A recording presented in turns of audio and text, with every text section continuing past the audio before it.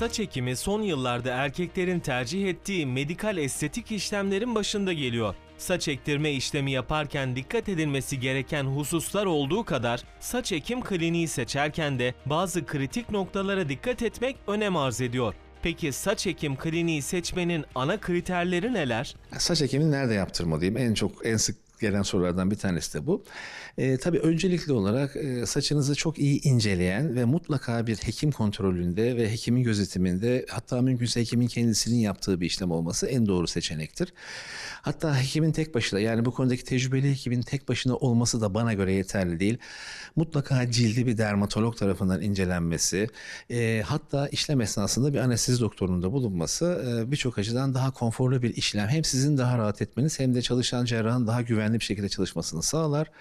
Mutlaka işlem öncesi, karar vermeden önce saçınızın çok iyi bir şekilde hem cildinizin hem cilt yapınızın hem folikül yapınızın bütün hesaplamaların doğru şekilde yapıldığına emin olun. Yani şöyle bir fotoğrafa bakılıp da işte 3000 kök, 2000 kök denen yerlere çok gitmenizi tavsiye etmem. Cildiniz incelenmeli, detaylı hesaplamalar yapılmalı, saçınızın kalınlığı ölçülmeli ki gerçek bir operasyon planlaması ve gerçek bir folikül sayısı size verilebilsin.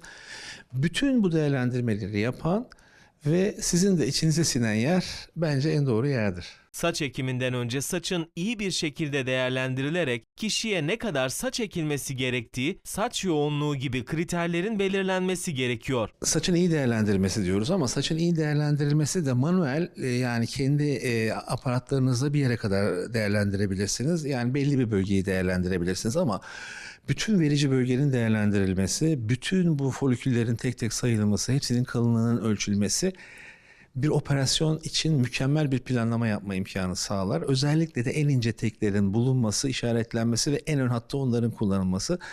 Bunun için de ülkemizde son derece gelişmiş teknolojiler var. Zaten Türkiye biliyorsunuz saç ekiminde bir dünya markası. Bütün herkesin bildiği bir yer. En son teknolojiler, bu saçı taramayla ilgili robotik teknolojilerin hepsi Türkiye'de mevcut. Yurt dışından onun için bu kadar çok insan zaten ülkemize gelip bu işlemi yaptırmakta. Bu arada belirtmekte çok önem gördüğüm bir konu var. Sterilizasyon. Bildiğiniz gibi birçok sayıda saç ekimi yapıldığı için işte mümkünse aynı odada ikinci bir işlemi gerçekleşmemesi gerekir. Önce her gün o işlemi yapılacak odada tek bir hastanın alınması gerekir. Çünkü odanın sterilizasyonu için belli bir zamana ihtiyaç vardır.